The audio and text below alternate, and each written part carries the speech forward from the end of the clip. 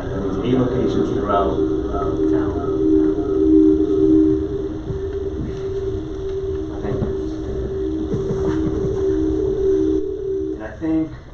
It's in the report. It actually has a figure of the flow testing location, so you can actually see which. I was just trying to remember. I knew it was. Yeah, it was. So I think it was about 8 locations. We just try to get a mixture of pipe size, pipe materials, just a different combination, just to get a good idea of what the city's system looks like and how it behaves.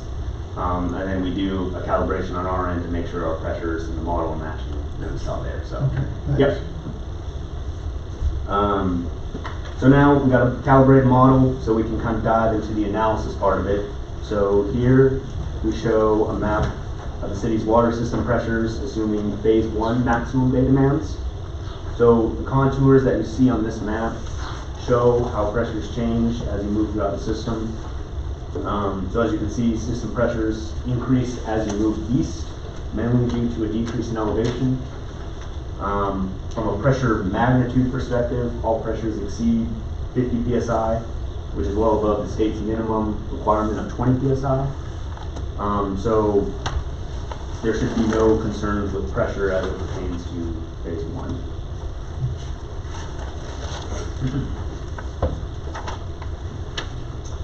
So on this slide, we show a map of the city's available fire flows at all the fire hydrants, assuming phase 1 maximum bay demands. So available fire flow is the amount of water that's available for fire protection while still maintaining a minimum pressure of 20 psi anywhere in the system.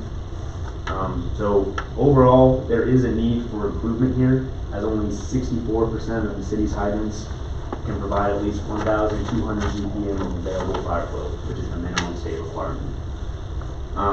So the main areas of concern are the areas with hydrants in orange or yellow.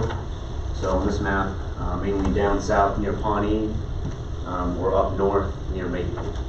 And those represent hydrants that are not meeting that 1,200 GPM of available fire flow. So the easiest way to improve available fire flows is by looping areas together. So looping involves connecting dead-end lines, which is where you get flow in only one direction, with other lines in order to get that 2-directional flow.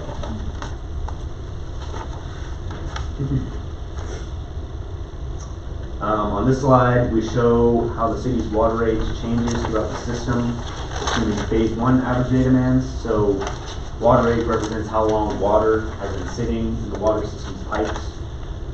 So old water, which is water that's not used up in the system, can lead to low chlorine residuals, which is their source of disinfection. And so typically, cities will flush out their hydrants when chlorine residuals are low. And the model indicates that water age is relatively low, which is a good thing, with the average water age only reaching approximately 4 to 5 days. On top of that, the city hasn't indicated any issues with low chlorine residuals, so that helps kind of confirm our modeling results there.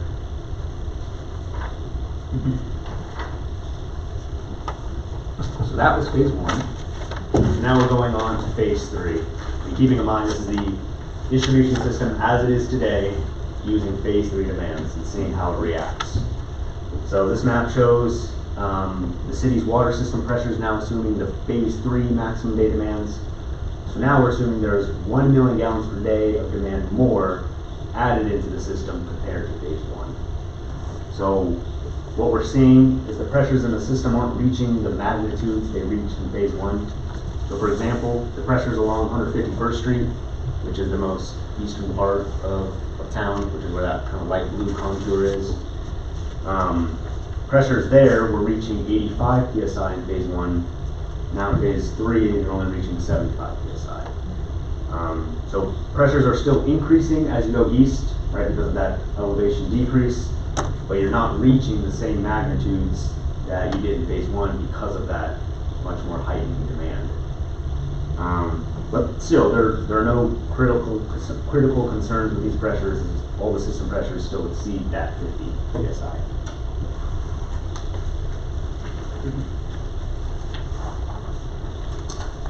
So this map shows the city's available fire flows at all the fire hydrants, now assuming the phase 3 maximum day demands. So again, 1 million gallons per day of demand added, more that's been added to the system compared to phase 1. And so the percentage of hydrants that meet the state minimum available fire flow requirement of that 1,200 GPM, that has now decreased from 64% in phase 1 to now 33% in phase 3. And so now you can see more hydrants have now turned orange or yellow, and even some that have turned red, which means that the red hydrants represent ones that can't meet even 500 GPM of available fire flow. So these results essentially emphasize the need for the city to consider looping areas together, and I'll show what areas are recommended to be looped a little bit later on.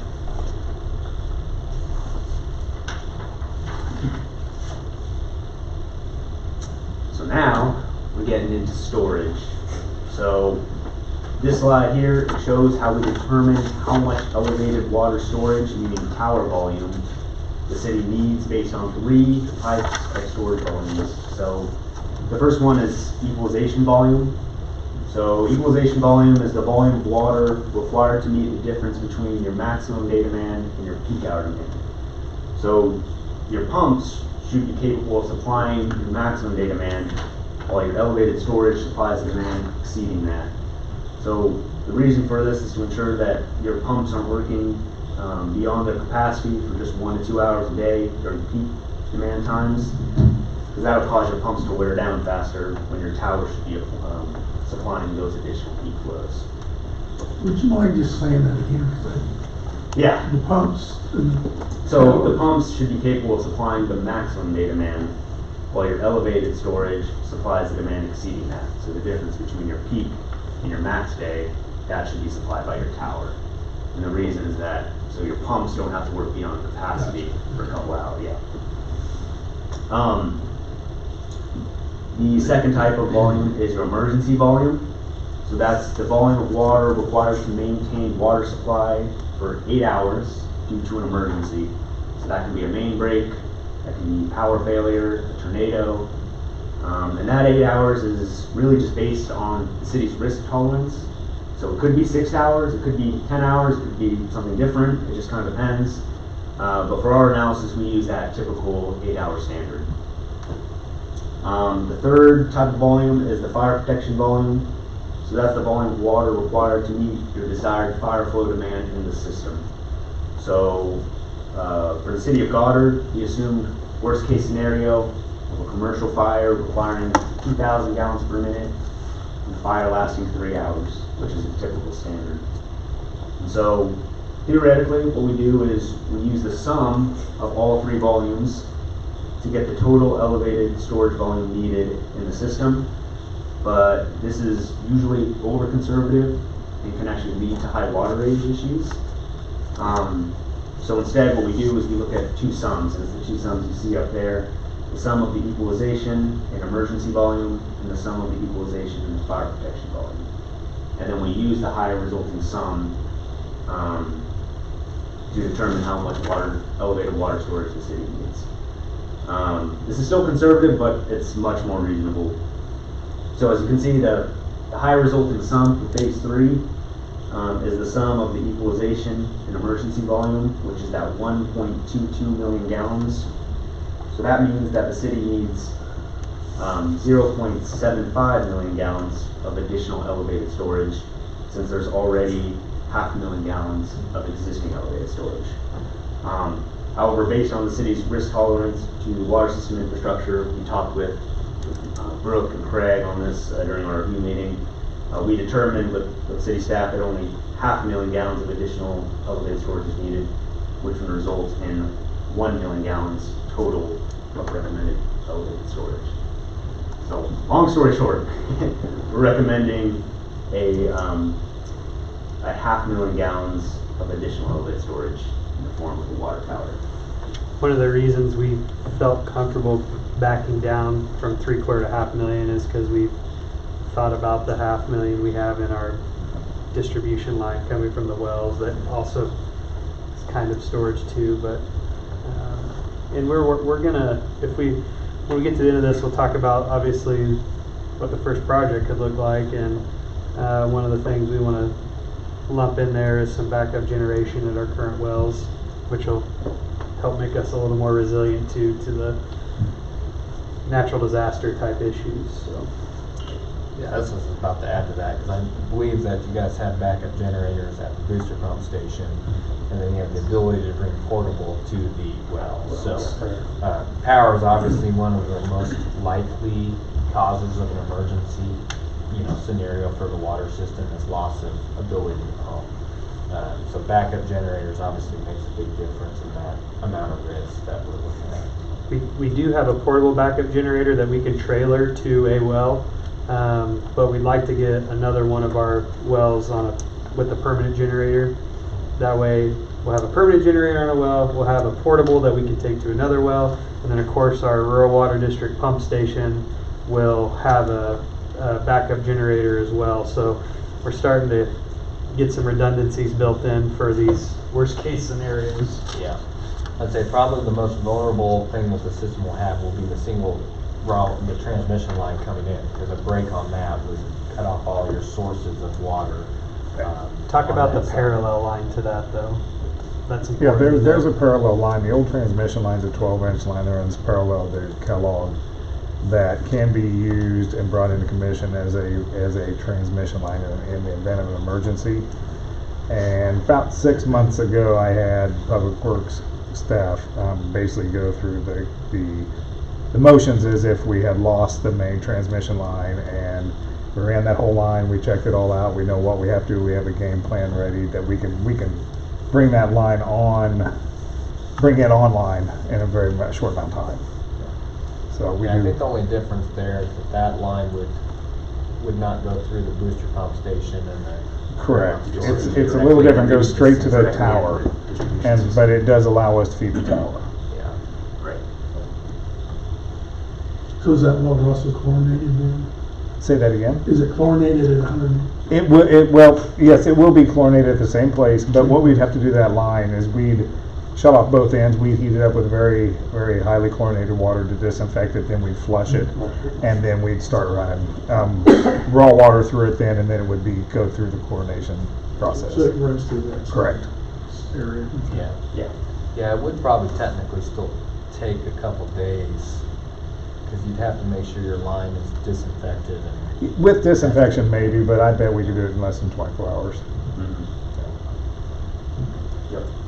Fire that baby up. That's why we did the dry run, in case we came across that Oh, this is situation.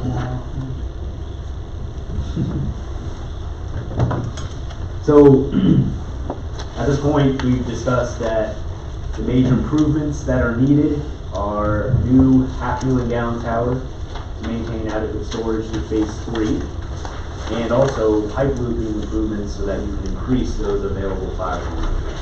Those are the two main ones.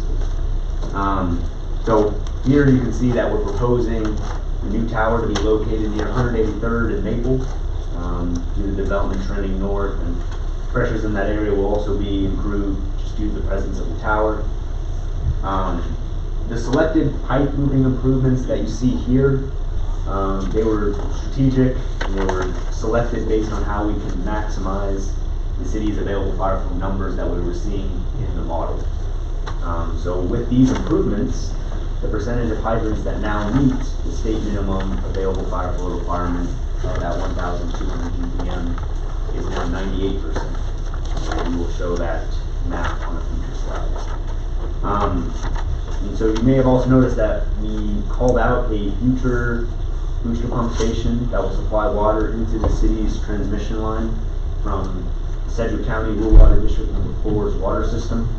So city staff is working with CED on putting that booster pump station into service for a contract life of 1 to 2 years, is what we were told. And it's recommended to keep that booster pump station in service past that contract life, just based on the results from our pumping capacity analysis. So it's apparent that the city will need more water to meet phase 3 demands. And so we evaluated if this booster pump station could allow enough water supply to do so, and it can. However, it's important to note that this master plan was meant to just look at the distribution system. So we didn't evaluate other water supply options, as that was kind of outside of our scope. But we do know that other water supply options are being discussed between city staff and CED. So I just kinda wanna make sure that delineation between what we looked at, distribution, and the water supply was delineated. So now, let's look at the results based on phase 3 with the improvements. So this figure shows the city's maximum day pressures, assuming phase 3 demands, and all the proposed improvements are in place. All the pipe looping and the tower is in place.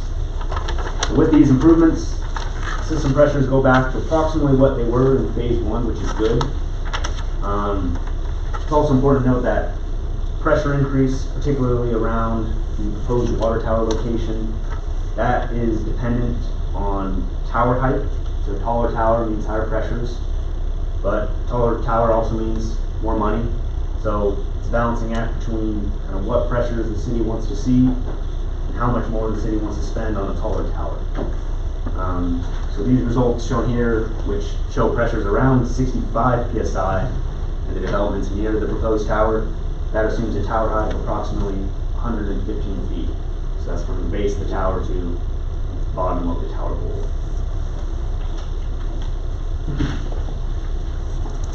So here, this map shows the available fire flows, how they improve assuming phase 3 maximum day demands and the proposed improvements considered. So the available fire flow improves significantly, with almost all the hydrants now being green, blue, or purple, which means that they meet the state minimum requirement.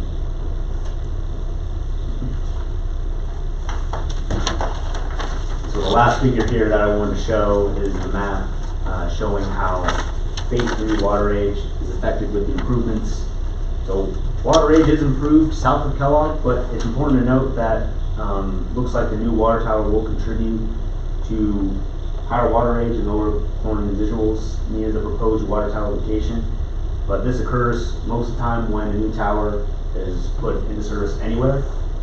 So a chlorine injection system may be required at the tower to combat this, but it just kind of depends on what the city staff sees in the field after the tower's in service when it comes to chlorine residuals. And last but not least, these are the estimated project costs for the recommended improvements. So there are 10 total pipe looping areas recommended, along with the recommended 500,000 gallon water tower. And the total cost for all these improvements comes out to approximately $1.2 million. And that is the end of this presentation. So if you have any other questions for Trevor and I, now's the time to ask them.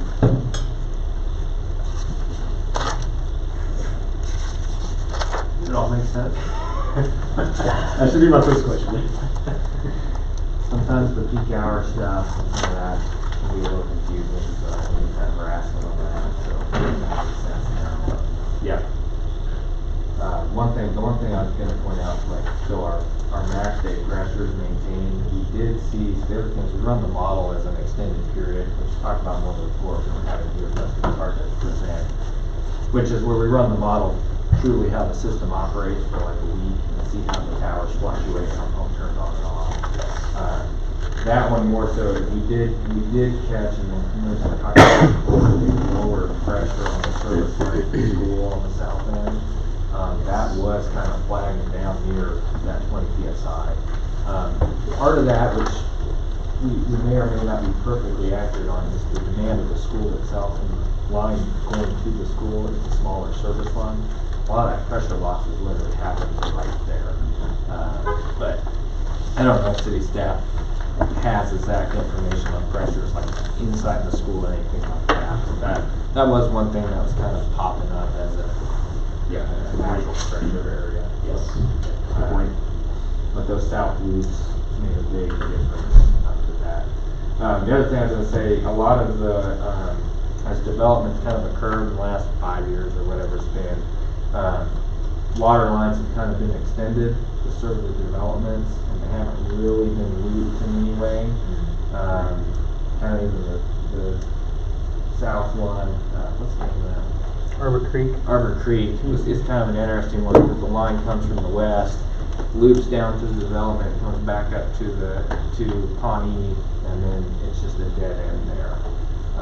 So that's something we encourage. I know city staff's already started talking about it, I think, since we looked at this, that as development occurs, trying to complete some of these loops, maybe not the full mile or anything, but at least try to move that main along the arterial road as the development occurs, so that'll help complete these loops quicker. Wichita, for instance, they call it their arterial water main program. I mean, they have a couple different methods that they use of getting the developers essentially to help kind of pay for that, or pay for it in lieu fee of way to help pay for those mains and creating those loops. So. We've started something similar, but Wichita's has been around forever. Ours just started, so it's like you open your savings account and you got to start saving some money up in it to where you're able to contribute to those kinds of things. We've only gotten to the point where we've been able to contribute towards the upsizing of the mains, not the actual physical looping of them. So, but we've had some pretty serious discussion about, moving forward, we need to be a little more aggressive in making them extend mains at least all the way across the frontage of these developments, and then trying everything we can to loop them, of course. As we looked at those looping projects that they had listed there, you can see in figure 13, there's a couple of them that we may try to tackle as a staff, but others, when you've got a lot of other obstructions in the way, you're going to want to bring in a crew that is used to working around conduit and gas and power and all those things, and have them put them in. So we're kind of in the process right now of digesting this, but we anticipate sometime in the middle of the spring coming to you guys with some projects out of here that we want to take to bonding and hopefully start building sometime in 2025 or at the latest early 2026. I mean, we put another 150 rooftops in this year, so time is kind of the essence. Luckily, we've kind of started moving forward on this, because if we just did nothing, where would we be here in a few years, So at any rate, we've got a plan, which is obviously the most important thing. We've got the financing, we've got a big piece of the financing taken care of with the water rate adjustment, so we can rest confident that we'll actually have some revenue to service the debt on a bond to do these projects. So there's been a lot of really positive headway on getting ourselves in a better place. And this is the 5 to 10 year plan, though. I mean, that phase 3, that's only accommodating for things that have cleared entitlements, and then 1 or 2 developments that we know are coming within the next few years. So I guess my point is that there's really no time for delay. We need to get these projects sized and get the ball moving forward on the procedural aspects of the financing and the engineering. I mean, this is really conceptual stuff. We'll have to get into full design, which is of course lengthy and expensive, but we're going to be trudging along with a little bit of aggression as we get into the first quarter of next year, because we just can't afford to wait. Another topic that we've discussed is the replacement. What we got, if I read this right, 56 miles of water line. Based on looking at the study, do you see any issues with, the old concrete pipe and places where I think we've got some water hydrants on 4-inch lines, if I Or less. remember, or less? I mean, just in general, from working in the model, do you have any comments about other things we should consider in terms of replacement? So replacement of existing lines, the size, so with AC, cast is the worst, and luckily you guys don't have that. Cast iron really starts to restrict flows, because as it ages, the diameter essentially closes in on itself. AC pipe actually does fairly well. The biggest concern is removal of it, actually, when you're touching it. As far as condition of the AC, we would really only recommend truly pursuing a replacement if it starts to have lots of breaks. If a certain segment starts to break a lot, then it's time to get it replaced. If they're not breaking, then they're holding up fine. Some of them I think are smaller diameter though, now that does play a effect in the available fire flow in those areas. So certainly upsizing those is a benefit from that aspect. That I honestly wouldn't really push those replacements until you start having breaks and having issues. I mean, they're functioning. I mean, there's an improvement to be had there, but it's also the existing system and how it's always been in those areas, so kind of just live with them a little bit. We have a plan with those, and it may sound oddball, but it makes sense when you hear what Trevor's saying, what I'm about to say. But as we are working through our 5 and 5 roadway plan, a lot of these areas where the smaller diameter pipe is, or the AC concrete pipe is located, is where we're doing the new road rebuild. So if we're tearing out that brand new road and we have a section of that AC pipe that's had several breaks on it within the last couple of years, or if it's of the smaller diameter, or if we have a looping opportunity, we're kind of taking those as a case-by-case basis, but we're doing 5 or 6 blocks of street a year. Most of that has water main either crossing or running through it, so that's created an opportunity for us to go address some of that. And that's kind of the approach we're taking, because as Trevor shared, it's not really an issue. The only issue there is if there's a lot of breaks, or when you are actually removing it, they really just leave it where it's at, dead in both sides. Well, I guess I just want to be sure we mention that. It points out Important to that mention. the road project provides some opportunity to make some improvements that we probably wouldn't otherwise do while we've got things torn out, so. And we've been televising those lines. I think Brooks got some preliminary results on that, because we're going to be building those road or bidding those sometime in the spring. And what we've talked about most recently is bidding the utility work at the same exact time, because a lot of those companies, they do utility work too, and the ones that don't, they'll just sub that out. So we'll pay for them from separate pots of money, but economies of scale makes sense to do the water, the sewer, and the street all at once. But it seems like we may not have as much of that as we think. Not a ton, some places more than others. But it's good that we take advantage of those opportunities when we have them to be able to double up on these things. I think that's important. Nothing is worse than building a new road and then it becomes two-tone because you had a main break and you had to replace it, and you got a different color on top of your brand new road in one section. So Right outside the PC office, the new overlay made it 1 week before the water line blew. Yeah. that's tough. It's good.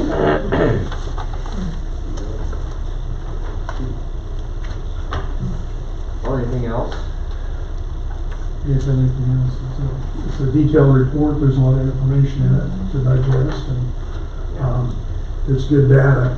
Yeah. And, One important thing to keep in mind is, we have that model, we have these improvements, we're moving forward. When, there's questions in 5 years when development goes a different way, this is the starting point. It makes it much easier to make adjustments and reevaluate things in the future. These models serve a long-term purpose too, besides just this one report. So, Christie, you have any other comments?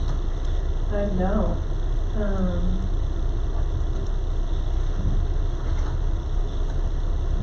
Brent, you good? No, that's a really Guess good. we'll be getting a water tower now at Fairwell Park. We can incorporate the water tower in the park. It'll be a great bungee jumping opportunity. There we go, yeah. Well, when we get more serious about that, we'll have to work to find a location up there. So, and I think the general idea is somewhere north of Kellogg. yeah, that's a good comment. I mean, we pick an arbitrary location based on what we think is best for the system. Obviously, land acquisition becomes very important and critical. The closer we could get to our location would be our recommendation, but yeah, I think with if some of those loops are down on the north side so that the water can move freely from wherever the new tower is, you'll have some flexibility there. How big is the base of the water tower? How big is what? The base of the water tower? The base itself, Average? so this, $500,000, I mean, it'd probably be at 30, 40 feet. It's not that big. So Our property usually will do 150 by 150 feet though, as far as the tower site. So as far as land acquisition, that's kind of what we're looking for. Normally we'll want a fence around it, keep people away from it. I think one of the things we want to do too is kind of. So roughly about a half acre Perhaps. water tower. Yeah, that's about right. We're wanting to see what this looks like, maybe broken into 2 projects. I don't know how excited we are about a $10 million swing all at once, so doing the looping first and seeing how that plays out in the model, and then coming back in maybe towards the latter part of our CIP and doing the elevated tower. So, but the conditions could change, we may have to accelerate that. Yeah, and we did put the loops in a priority order of what we thought based on the hydraulic impact. Yes. Obviously, where development occurs and how fast at different locations could certainly affect where you concentrate on. But that, starting point of our prioritization is based on what we felt which line had the biggest positive impact, and we try to order it based on that. Yes. Basically, we did get this new apartment complex and it's 3 stories high. It's gonna take another water tower to maintain. I don't think that's true. Put the water on top of the apartment. We had, Yeah. Councilman Trailer, Like in Yeah. Chicago. you say that tongue in cheek, but residential density is actually less impactful on water because there's only 1 lawn for 108 living circumstances, not 108 lawns, so to speak. So, Yeah. and it's all running through 1 meter, so you're also able to mitigate a lot of the water loss too. Yeah, and that goes back to that 120 gallon per capita number. I mean, yeah, people, like I said, the change of the type of residencies and even just the type of neighborhoods of which neighborhoods tend to like greener lawns, obviously affects that. So. Don't be smiling at me. My wife loves it. I do too. Any other comments? I guess we're good. Gentlemen, thank you Okay, again. well, We thank you. appreciate the Appreciate it. information Yeah. report. Thank you guys. Yeah, I think in January we're presenting to the Water Committee, yes. Yep. So, Yep. get them the same information. We will. Thank you. Thanks, You guys. bet. Thank you. So moving on down the agenda here. You want to do a report, Craig? or- I have no report, but if you have governing body comments, we'd be glad to hear those. Krista, comments? Nope. No? No comment. I wish maybe one thing, Mayor, Go ahead. I sent an email out to you guys about a proposal the city received. If that's something that you would like to see on the agenda during governing body comments, maybe on the 16th or now, you can tell us if that's something you want on the agenda. Okay. At this point, we're not gonna put it on unless we are told to by council. Good enough. I just would want to remind everybody about the Mitten Tree project, and there's 6 mittens now available. They're still accepting cash donations, and the deadline for that is, I think, the 13th. So time's marching on. We're almost to the 12 days of Christmas, and I need to get my shopping done. So. Anything else? I'll make a motion that we adjourn. Second. Just seconds. All those in favor say aye. Aye. 60 minutes is over in 53. Meeting adjourned.